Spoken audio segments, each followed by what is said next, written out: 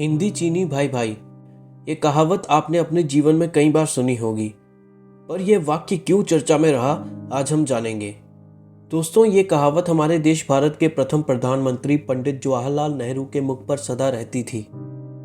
उस समय चाइना के साथ 1960 में पंडित जवाहरलाल नेहरू ने पंचशील पर दस्तखत किए, जिसमें दोनों देशों को अपने बॉर्डर्स पर शांति से रहने की बात हुई और कई सैन्य समझौते हुए। नमस्कार दोस्तों, द ट्रुथ टीवी के एक और एपिसोड में आपका स्वागत है।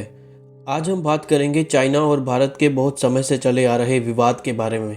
दोस्तों, बात उस समय की है जब भारत को आज़ाद हुए कुछ वर्ष ही हो पाए थे और भारत अंग्रेज़ों द्वारा की गई लूट के कारण आर्थिक रूप से कमज़ोर था और किसी प्रकार अपनी अर्थव्यवस्था को ऊंचा करने की कोशिश कर रहा था। भारत और पाकिस्तान का बंटवारा तो हो ही चुका था, पर एक और बड़ा देश जो भारत की सीमाओं से लगता था, वह भारत की भूमि पर पहले से ही अपनी नज़र रखे था। जी दोस्तों, यहाँ पर उसी चीनी भाई की बात हो रही है जो बाद में भारत की ही पीठ में वार कर देता है। दोस्तों, अंग्रेज़ों के समय से ही हमारे देश का चाइना की सीमाओं पर विवाद रहा है, पर कभी भी सीमाओं को स्थायी नहीं किया गया, ना भारत की ओर से और ना चीन की ओर से, और सीमाएं शुरू से ही काल्पनिक रही और अंदाजे से रखी गई। 1960 के समझौते के बाद भारत की सरकार ने एक गलती कर दी। उन्होंने हिंदी चीनी भाई भाई की कहावत को बहुत गंभीर ले लिया और ये सोचना ही बंद कर दिया कि सीमाओं को सुरक्षित करने की ज़रूरत है।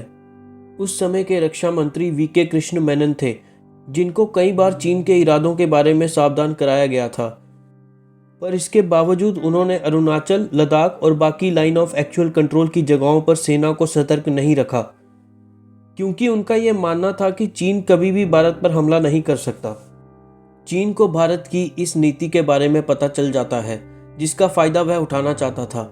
इसलिए 1962 में चीन बिना किसी चेतावनी के भारत पर हमला कर देता है और अरुणाचल की सीमाओं में घुसकर आम लोगों के साथ बदसलूकी और मारपीट करता है, जिसमें कई आम लोग मारे जाते हैं और कई लोग घायल हो जाते हैं।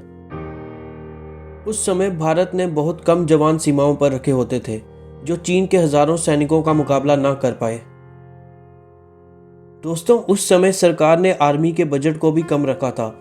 उस समय गोला बारूद बनाने वाले कारखानों को भी कम कर दिया गया था, जिसके कारण भारतीय आर्मी उस समय व्यवस्थित नहीं थी और भारत अपनी आर्मी जुटा पाता इससे पहले ही चीन यहाँ पर अपनी तबाही मचा चुका था। युद्ध के बीच में चीन ने नेहरू को शांति का प्रस्ताव भी भेजा, जिसमें वह अक्साई चीन का इलाका अपने हवाले करने को कहता है, पर पंडित नेहरू इन बातों को ठुकरा देते हैं, जिसके बाद युद्ध फिर से शुरू हो जाता है और भारत को बहुत नुकसान उठाना पड़ता है। दोस्तों, इस युद्ध के बाद चीन के हाथ भारत के ईस्टर्न लद्दाख का अक्साई चीन, जो हज़ारों वर्ग किलोमीटर का एरिया था, चाइना को मिल जाता है और अरुणाचल के तवांग सेक्टर पर भी वह अपना कब्जा कर लेता है। हालांकि बाद में तवांग से वह अपनी सीमाओं पर वापस चला जाता है, पर अक्साई चीन वह भारत को वापस नहीं लौटाता। दोस्तों, इस युद्ध के बाद कई बार चीन भारत को नीचा दिखाने की कोशिश करता रहा है और 2020 में गलवान वैली, जो लद्दाख में है, वहां पर भी चीनी सैनिक भारतीय सैनिकों पर हमला कर देते हैं, जिसका भारतीय सैनिक भी डटकर मुकाबला करते हैं, जिसमें भारत के कुछ जवान शहीद हो जाते हैं। दोस्तों, अब यह सवाल उठता है कि अरुणाचल प्रदेश के तवांग सेक्टर में यांगसे में क्या हुआ। दोस्तों, चाइना तवांग सेक्टर के यांगसे पर अपनी संप्रभुता पहले से ही मांगता है, पर यह जगह भारत के अंदर आती है और कुछ दिन पहले तवांग सेक्टर के यांगसे में चाइना के 300 से 400 सैनिक घुस जाते हैं और यहाँ पर अपना कब्जा जताने की कोशिश करते हैं और भारतीय सैनिकों पर हमला कर देते हैं। दोस्तों, भारत के सैनिकों के बारे में क्यों ब्रिटिश पार्लियामेंट में कहा जाता था कि भारत का एक सैनिक काफ़ी अंग्रेजी सैनिकों से लड़ सकता था, ये भारत के उन 80 से 90 सैनिकों ने तवांग में सिद्ध कर दिया। भारत ने 80 से 90 सैनिकों ने चीन के 300 से 400 सैनिकों को तवांग से मार मार कर भगा दिया और चीन को यह बता दिया कि आज भारतीय सेना विश्व की सेनाओं की सर्वश्रेष्ठ सेनाओं में क्यों मानी जाती है। दूसरी तरफ चीन भारत पर उनकी लाइन ऑफ एक्चुअल कंट्रोल लांघने का आरोप लगा रही है, जो बिल्कुल गलत है। दोस्तों, चाइना के प्रधानमंत्री शी जिनपिंग आज के ज़माने के हिटलर के समान हैं, जिनसे अपनी आंतरिक स्थिति तो ठीक नहीं होती, पर आधी दुनिया से वे बिना मतलब के कभी जमीनी विवाद और कभी सैन्य विवाद कर रहा है। दोस्तों, भारत के रक्षा मंत्री राजनाथ सिंह का ये कहना है कि भारत किसी भी स्थिति में चाइना को मुंह तोड़ जवाब देने के लिए तैयार है। भारत की वायुसेना भी हाई अलर्ट पर है।